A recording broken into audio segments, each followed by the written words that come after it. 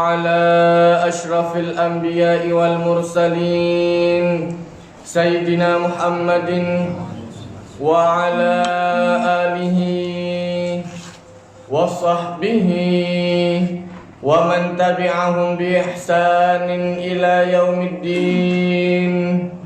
سبحانك لا علم لنا إلا ما علمتنا إنك أنت العليم الحكيم. قال الله تعالى في كتابه الكريم: أعوذ بالله من الشيطان الرجيم. بسم الله الرحمن الرحيم. ظهر الفساد في البر والبحر بما كسبت أيدي الناس ليذيقهم بعض الذي عملوا لعلهم يرجعون. قل سيروا في الأرض فانظروا كيف كان عاقبة الذين من قبل كان أكثرهم مشركين. فأقم وجهك للدين القيم من قبل أن يأتي يوم لا مرد له من الله يومئذ يصدعون. من كفر فعليه كفره ومن عمل صالحا فلأنفسهم يمهدون. ليجزي الذين آمنوا وعملوا الصالحات من فضله إنه لا يحب الكافرين. Sadaqallahul azim. Setelah Allah subhanahu wa ta'ala menjelaskan urutan kebaikan, Allah ta'ala menjelaskan fa'ati dzal qurba haqqahu wal miskina wa ibnas sabil. Kalau seandainya Anda mau berbuat baik, maka perhatikan banyak urutan-urutan seperti ini yang dijelaskan oleh Allah Ta'ala. Tujuannya agar setiap orang mengetahui bahwa ada hak orang yang terdekat sebelum yang terjauh. Maka kata Rasul Sallallahu Alaihi Wasallam, ada sedekah yang bernilai 1, ada sedekah yang bernilai 2, dan ada sedekah yang bernilai 3. Adapun sedekah yang bernilai 1, kata Rasul Sallallahu Alaihi Wasallam, adalah sedekah kepada tetangga yang non muslim.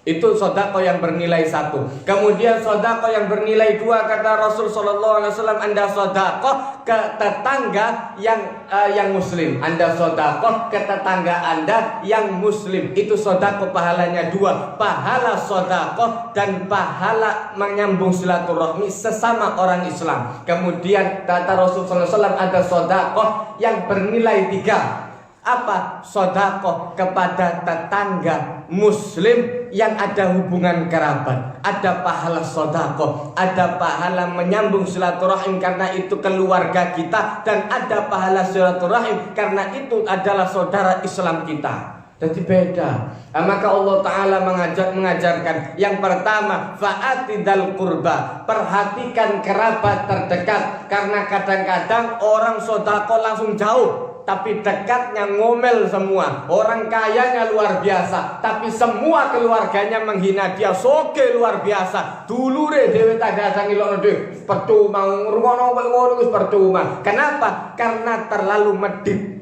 Itu Allah Ta'ala mengajarkan. Jadi kemudian Allah Ta'ala mengajarkan ada urutan-urutan yang model seperti ini penting. Maka kemudian Allah Ta'ala mengajarkan setelah dzal qurba siapa? Wal miskin. Ada orang-orang miskin, wa ibnas sabil, dan perhatikan orang yang berada dalam rantauan. Maka Allah Ta'ala menjelaskan dzalika khairul lil ladzina yuriduna wajhallah. Itu adalah perkara yang penting bagi orang yang menginginkan mendapatkan karunia daripada Allah Ta'ala. Wa ulaika humul muflihun. Dan sesungguhnya mereka termasuk orang-orang yang berbahagia. Kemudian dilanjutkan dalam ayat yang selanjutnya, dalam ayat 41. Allah Ta'ala mengajarkan dhaharul fasadu fil barri wal bahri bima kasabat aydin nas.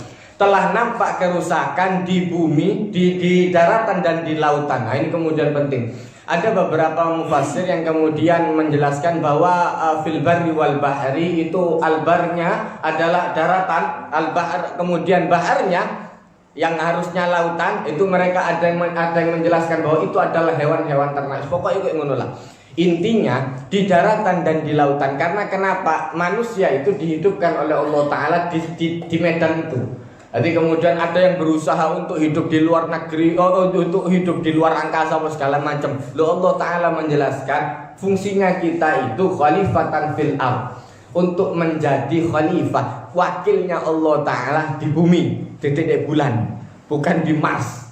Maka Allah Ta'ala sudah tahu ada kadar oksigennya, itu dikandani oleh Allah Ta'ala. Jadi Allah Ta'ala sudah memprediksikan model yang seperti itu. Allah Ta'ala sudah memprediksikan. Dan kerusakan ini memang bawaan nafsu.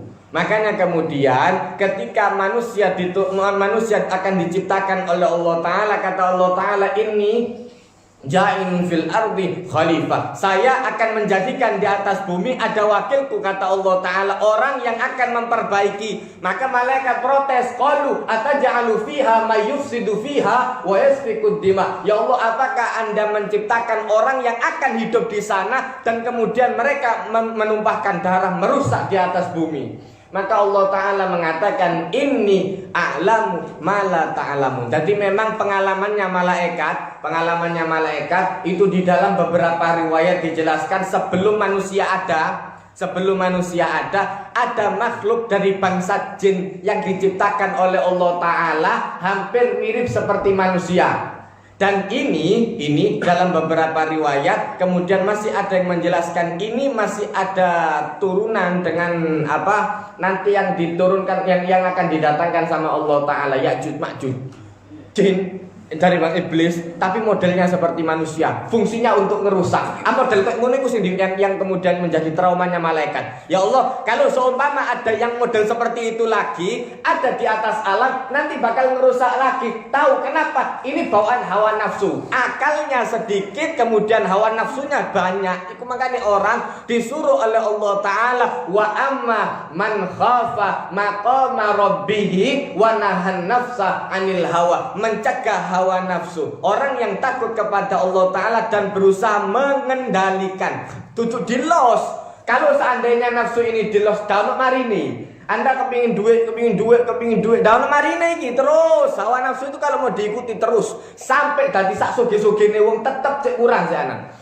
Sak soge-sogene wong tetep masih kurang. Wis ape mati wisanan tua sampai mati. Allah, si telek jabatan kok kecekel KPK mari mlebu penjara. Lo memang jatah uripe sakmono wisanan. Jatah hidupnya misal ditulis sama Allah Ta'ala 72 M. Wis mari sakmono tok. Sudah segitu tok. Ini dia memaksakan bisa sampai dapat 500 T, bisa. Cuma nanti sisanya dilihat sama Allah Ta'ala. Ini Anda gunakan untuk apa?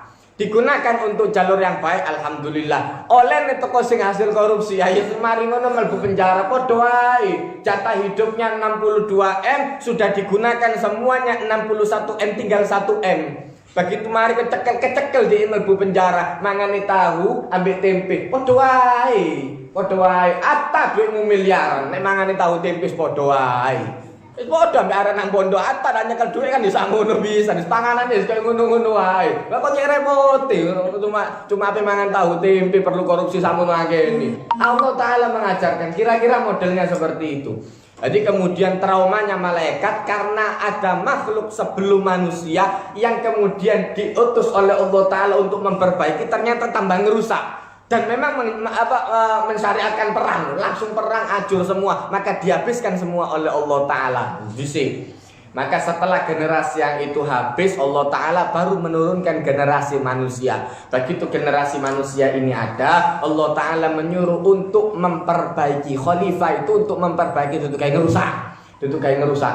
Makanya cirinya orang munafik, kata Allah Ta'ala di dalam surat Al-Baqarah, cirinya orang munafik, mereka mengatakan, sesungguhnya kami inna muslihun, kami ini adalah orang-orang yang memperbaiki. Kata Allah Ta'ala, ala ketahuilah, innahum humul mufsidun, mereka itu hakikatnya ngerusak. Loh, kami ini hanya memperbaiki undang-undang, ngerusak undang-undang itu ngenakno. Iku justru ngerusak. Orang sudah aturan kena wisana nanti dirobah maneh itu ngerusak jenenge.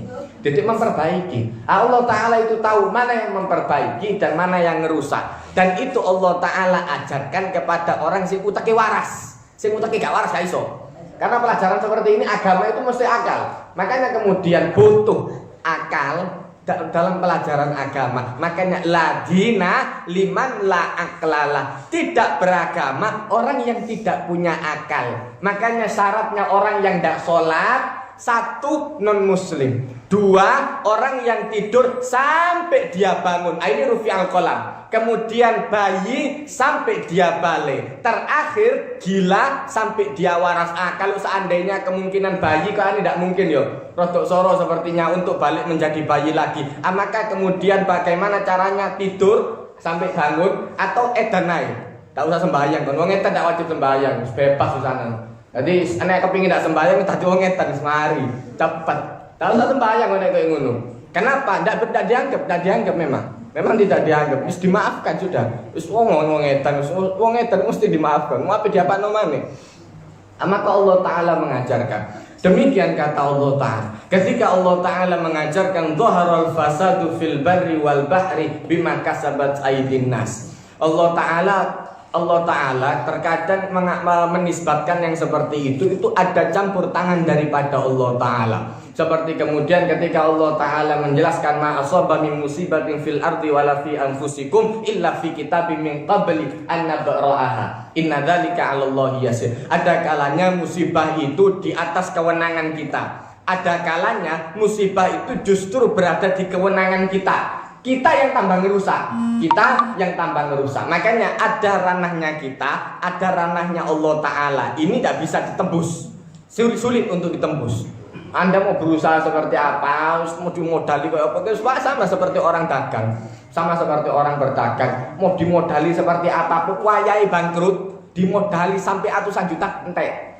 Tapi wayai munggah kalau sudah waktunya naik, walaupun tidak pakai modal, cuma ngalirkan barang tepuk kono ditekek nang kono, iki ditekek nang kono, dadi.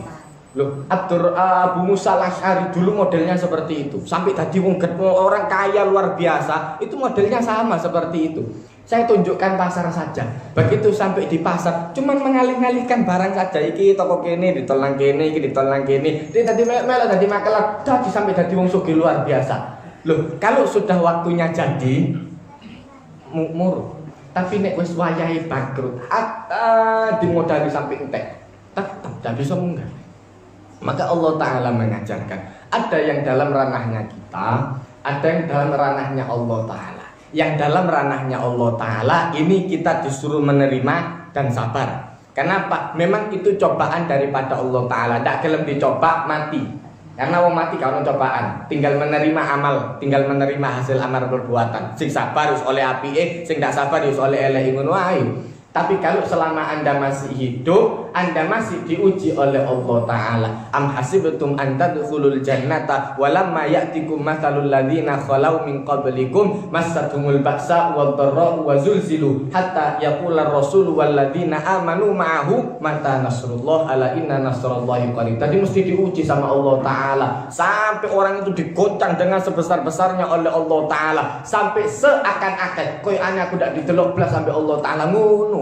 Itu biasa yang model seperti itu. Jangankan kita, para nabi dulu itu lebih sulit daripada kita. Mungkin tidak menangi berangkat pengajian moro-moro disawati ambek wong kampung, tidak menangi. Itu Rasul menangi kayak ngono. Rasulullah menangi yang model seperti itu. Loh, Rasulullah sampai di kota Taif dilempari, di kota Makkah diusir, di kota Taif dilempari. Lah ngono, apa dibanding nabi kene? Sabar kok sabare nabi. Aku duduk nabi. Wis seru nek kok duduk nabi. Makane kok dikon sabar niru nabi. Nabi ku kayak ditiru. Nih nabi ku kayak ditiru. Kok nek gelem niru nabi, niru jin, niru setan. Jadi pilihannya cuma ada dua, kepengin mlebu surga niru nabi, kepengin mlebu neraka niru setan. Gampang, enteng. Angel, tidak ada pilihan ketiga. Orang mau hidup di padang mahsyar selamanya, tidak ada. Maka sampai pada batas suatu tertentu, orang itu akan menerima keputusan neraka atau surga. Ake api mlebu surga, ayel ake elek mlebu neraka, kan seperti itu. Maka ketika Anda disuruh sabar oleh Allah Ta'ala, fasbir sabaro, seperti siapa? Kama sabaro ulul azmi minar rusul, sama seperti sabarnya para nabi, para rasul dari ulul azmi, yang diberi julukan ulul azmi khusus. Kenapa? Bedo. Tingkat kesabaran mereka luar biasa. Loh, Nabi Ibrahim itu tidak gampang dibakar. Setelah dibakar kemudian keluar dari tempatnya, kemudian diuji lagi oleh Allah Ta'ala, ketemu dengan raja yang luar biasa kejam. Bojone dicukup, ngomong-ngomong tak pateni. Sabar. Sabar. Nanti ada saatnya, ditunggu sampai wahyu itu datang, sampai wahyu itu datang. Beda kalau Nabi ada wahyu, kalau kita disuruh mengikuti apa yang sudah diajarkan oleh Allah Ta'ala. Jadi kemudian Allah Ta'ala menunjukkan demikian perjuangan mereka belum merusak. Maka Allah Ta'ala mengajarkan setiap orang pasti berbuat dosa. Makanya cara untuk menghilangkan perbuatan dosa adalah dengan berbuat balik. Makanya orang buang sampah di masjid, kata Rasulullah SAW, orang yang meludah atau membuang sampah di masjid, kafarahnya adalah dengan menutupi ludah. Di masjid itu toko tanah. Jadi umpama orang itu duit, itu langsung ditutupi dengan tanah. Saya ini ya dipel dipel tanggung jawab kan sing itu, mari ngidu, wis mari ngono balul-balulan dhek, terus meneng ini lewat sret. Kadang-kadang ono selilitan duit ngono. Wis iku sing repot iku. Itu cari ono yo sing genah, ojo dibuang sembarangan masjid. Kafarahnya, cara menghapus dosanya adalah dengan membersihkan bekasnya itu tadi. Berseni, tanggung jawab lah. Islam itu disuruh tanggung jawab sama Allah Ta'ala. Jadi tidak kemudian hidup ngerepoti orang balu-balulan. Iki cek ono kerjaan, sing berseni iku dadi ono kerjaan, iku alasanmu ae males yo asline. Iki alasane wong malas-malas iku dadi ngomong iki bensin berseni ono kerjaan iki ben wis ono kerjaan yo sanan.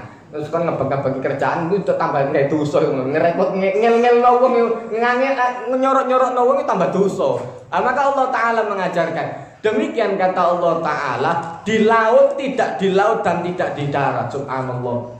Tadi malam saya sempat lihat di media sosial YouTube apa itu, ada beberapa yang kemudian sampah yang sudah tersebar itu bukan hanya di darat, sampai di lautan. Bingung yo opo corone masker tutup lautan, mosok nanti nelayan masker. Jadi di laut itu sudah banyak model-model seperti itu. Dan itu sampai di sana. Iku sing buang sampah sembarangan yo opo. Nah itu loh Allah Ta'ala, kebiasaan orang ndak rapi. Loh padahal yang punya hadis itu kita. An-nadhafatu minal iman itu sing duwe gini. Justru yang paling bersih itu ada sebuah penelitian, dicari suatu tempat daerah yang paling islami, yang paling sesuai dengan nilai-nilai Islam. Sing ketemu di New Zealand, Selandia Baru. Apa Indonesia? Indonesia paling akeh. Ini kayak ngono iku mau gaya hidupnya. Ya Islam, mari sembahyang buang sampah sembarangan, tutuk ngarep masjid duit, ngarepe omahe wong. Kadang-kadang ono sampah dibuang. Aduh golek ono sampah diisi. Biasakan untuk hidup bersih, tertib. Jadi Anda itu ketemu sama semua orang itu ndak nyari masalah. Buang sampah sembarangan, ono tonggoe mangkel, dadi dosa. Jadi Anda sholat kemudian sambil gedung-gedung sholatmu ngono hilang pahala gara-gara apa? Iku mau. Kemudian menyulitkan tetangga, kere-keran mbek tonggo gara-gara gaya hidupnya rusak. Maka Allah Ta'ala mengajarkan seperti ini caranya. Dhaharul fasadu fil barri wal bahri bima kasabat aydin nas. Karena ulah manusia. Kata Allah Ta'ala, liyudhiqahum ba'dalladzi amilu, agar mereka merasakan sebagian dari yang mereka kerjakan sendiri. Begitu buang sampah sembarangan, banjir, kemana kerjanya pemerintah? Lah sing buang sampah ini sopo lah yo. Wis kadang-kadang urahan yang ngomong iki. Dhek buang-buang sampah dhewe, begitu kemudian banjir, ini mana kerjanya pemerintah? Lah tenan dia dhisik buang sampah sembarangan ngawur kabeh tak karu-karuan. Wis. Nah, nanti kalau sudah seperti itu orang lain disalahkan, memang biasa, seneng nyalahno wong lain itu seneng. Sak genah-genah wong mesti ono salah si anan. Ini RT-nya memang ndak tepat ini. Masa kampung lain ndak banjir, kampung sini tok yang banjir. Lah kampung mutok sing buang sampah sembarangan. Dijak kerja bakti ndak gelem kerja bakti, ngomel-ngomel. Ngono kok ate kerja bakti. Mesti ini ndak ate kerja bakti. Ya wis, yang tidak mau kerja bakti bayar. Nanti kita menyediakan ada tukang-tukang yang akan bayar. Cek larangi sing murah. Allah. Karena mendewe nek gak pengen murah. Dikon karena tak gelem ngomel, mari ya sudah bayar saja, nanti ada tukang yang kita bantukan bayar. Ngene kok bayar cek larangi kurasen dhewe. Begitu kok nguras dhewe tak gelem. Srep menungso iki ngono iku mau. Itu watak bawaan hawa nafsu. Itu yang jangan diikuti. Iku dimeloki terus rusak. Kere-keran. Ndak ada orang yang hidupnya tenang nek kok ngono iku mau. Dientek insyaallah sak genah-genahe wong. Nek sate kok ngono iku orang ahli ibadat tapi ketika merusak sama tetangga. Pernah datang kepada Rasul sallallahu alaihi wasallam seorang wanita, ketika itu datang tidak ketemu sama Rasulullah, kemudian ketemu sama Siti Aisyah, pergi setelah itu. Ketika Rasul sallallahu alaihi wasallam datang, dilihat sama Rasulullah, sepertinya ada tamu, seorang subuhan yang rupanya. Sepertinya ada tamu, ada ya Rasulullah. Orang ibadatnya baik luar biasa, apik luar biasa ibadatnya, tahajud, ngas, puasanya macam-macam. Cuma satu, dia itu sering bertengkar sama tetangganya, nyapu kadang-kadang tekek nang sebelah. Jadi omahe dhewe kempling, omahe dhewe ndak nyediakno sampah, tidak menyediakan sampah di depan rumah. Nyate sampah nono tonggo. Dadi ngebek-ngebeki sampah tonggo. Apa soroe kan itu sampah ya Allah. Enggak, biar rumah saya bersih. Nanti orang kalau buang di sebelah sana saja. Lah iku dosa ya apa ya? Kon buang sampah saenake dhewe sret, buang kene sebelah, ebek mari bek uta-uta nang sebelah, sing kotor sebelah, tak disapu memang kempro wonge. Sing kempro iku kon, gak nyediakno sampah, mun nyalakno wong. Enak urip nek koyo ngono iku. Ngawur tapi. Maka kemudian kata Rasulullah SAW, hiya finnar, dia berada di neraka. Sembayangnya genah neraka. Sembayang itu duduk urusan, bukan kemudian ibadat itu bukan hanya kepada Allah Ta'ala toh. Hubungan Anda kepada sesama manusia itu dilihat sama Allah Ta'ala. Kalau memang Anda baik, insya Allah kumpulnya bersama orang-orang yang baik. Cocoknya ambil wong sing apik. Orang yang biasa buruk, cocoknya sama orang yang buruk. Sing biasa arisan ngelek-ngelek no wong, iku cocoknya ya ambil ibu-ibu sing kayak ngono model. Subhanallah. Ketemu ibu sing omongane apik, alhamdulillah. Alhamdulillah. Iki syukur opo tak tepak wong kok ngene. Iki sayur larang kabeh. Ayo kita demo kepada tukang sayur. Tukang sayur ape demo wis apa? Wis ora koyo samono. Wis sing ndak wong kadang-kadang. Ngono iki lho. Iku cangkem-cangkem sing model kayak ngono iku sing bahaya iku. Itu tadi Allah Taala mengatakan, ini yang bima kasabat aidinas. Ini yang karena ulah manusia. Kata Allah Taala, liudhiqahum ba'dalladzi amilu, agar mereka merasakan sebagian dari yang mereka rasakan. Makanya kata Imam Syafi'i, kalau Anda mau hidup yang tenang, jaga lisan. Jaga lisan. Fakullu insan, karena setiap manusia punya lisan. Sekarang Anda ngerasani orang, ngelek-ngelek orang, nanti ada masanya Anda dielek-elek nombek uang. Ada saatnya. Di saat Anda jaya, punya jabatan, Anda bisa neken orang seenaknya. Nanti pada saat Anda lengser, diincar. Dan itu bukan hanya 1-2 kasus. Bukan hanya 1-2 kasus. Orang yang ketika naik jabatan, anak buahnya mau naik jabatan, disorok-sorok nombek dhek. Wangel-angel no teman. Begitu dhek lengser, diincak-incak teman. Diincak-incak teman ya. Karena dulu saya naiknya sulit, wis ngerti opo ngono iku. Sudah pensiun dia, sudah jangan tanya pendapatnya dia. Ngono sana. Tambah dielek-elek no. Kenapa? Di saat Anda jadi, Anda ngincak orang yang ada di bawah. Di saat Anda di bawah, Anda diincak. Mesti ada efek model seperti itu. Allah Ta'ala itu mengajarkan yang model seperti itu. Diajari sama Allah Ta'ala, liyudhiqahum ba'dalladzi amilu. Hati-hati, Anda pasti akan merasakan apa yang Anda kerjakan. Kalau tidak di dunia, nanti ada di akhirat. Maka Allah Ta'ala mengajarkan, la'allahum yarji'un. Mudah-mudahan dengan yang seperti itu mereka bisa sadar. Kalau seandainya itu sudah balik kepada dia, mungkin dia bisa sadar, iyo ternyata tidak enak dilokno, makanya ojo ngilokno. Makanya jangan menghina.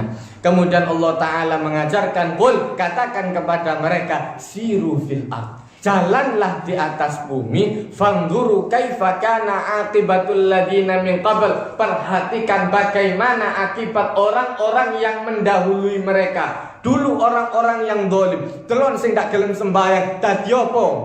Dulu lihat orang-orang yang memakmurkan masjid, sekarang bagaimana jasa mereka? Masih diingat, iki jam dulu karena ini jam ada pada masanya takmir ini. Kipas angin iki ono pas zamane takmir iki dieling. Kenapa? Karena jasa baiknya mereka.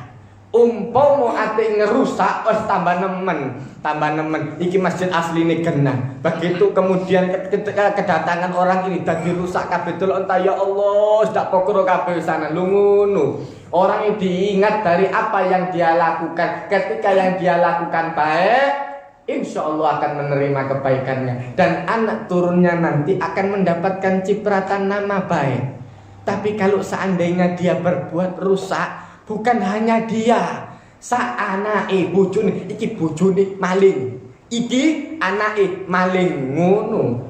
Dak melok dadi maling, tapi dapat nama buruknya. Dadi wong apik wisana, biyen abane dhek iku maling besar, ketua geng. Ya Allah. Makanya kemudian Ikrimah itu ketika sudah masuk Islam, kata Rasulullah SAW, jangan ada yang menyebut nama abahnya. Mari jenenge Ikrimah to, ojo ati bin Abi Jahal, anake Abu Jahal. Abu Jahal iku dhisik wong top-tope wong ngelamak, top-tope wong ngelamak. Ojo ati disebut to, wis jenenge dhek tok ae.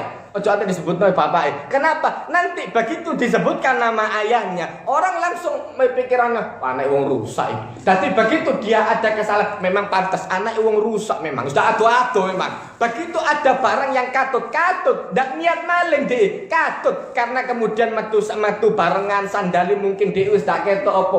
Subhanallah, begitu melaku memang anake maling, kon pantas tadi maling. Ndak melo salah, melo kecipratan jeneng elek. Ya Allah. Ndak niat nyolong, ketukar. Ndak sengaja, kadang-kadang ndak kerasa melaku. Subhanallah. Langsung divonis, langsung iku mau remote kayak ngono iku mau. Jadi namanya itu akan selalu terkenang, buruknya itu akan selalu terkenang. Bahayanya itu ada di sana. Maka Allah Ta'ala mengajarkan qul siru fil ardh. Ndak mau belajar yang jauh-jauh, belajar yang dekat. Kemana tetangga Anda? Kemana fulan yang dulu ahli rusak, sing biyen seneng-senengane ngerusak apa segala macam ahli gosip, nang ndi kabeh. Dan orang yang baik, kemana mereka semua? Sama, meninggalnya sama, bedanya yang satu mendapatkan kebaikannya dan nama baiknya untuk keluarga, yang satu mendapatkan keburukannya dan nama keburukannya. Kau terus ya. Maka kemudian Allah Ta'ala mengatakan, karena aktsaruhum musyrikin. Ada banyak di antara mereka orang-orang yang musyrik. Mudah-mudahan bermanfaat. Barakallahu li wa lakum fil Qur'anil azim wa nafa'ani wa iyyakum bima fihi minal ayati wadh-dzikril hakim wa taqabbala minni wa minkum tilawatahu innahu wal ghafurur rahim. Allahumma arhamna bil Qur'an waj'al lana imama wa nuran wa hudan wa rahmah. Allahumma dzakkirna minhu ma nasina wa 'allimna minhu ma jahilna warzuqna tilawatahu ana al-laili wa atrafan nahar waj'alhu lana hujjatan ya rabbal alamin. Rabbana atina fid dunya hasanah wa fil akhirati hasanah wa qina adzabannar. Wa sallallahu ala sayyidina Muhammadin nabiyil ummi wa ala alihi wa sahbihi wasallam. Walhamdulillahi rabbil alamin. Wassalamualaikum warahmatullahi wabarakatuh.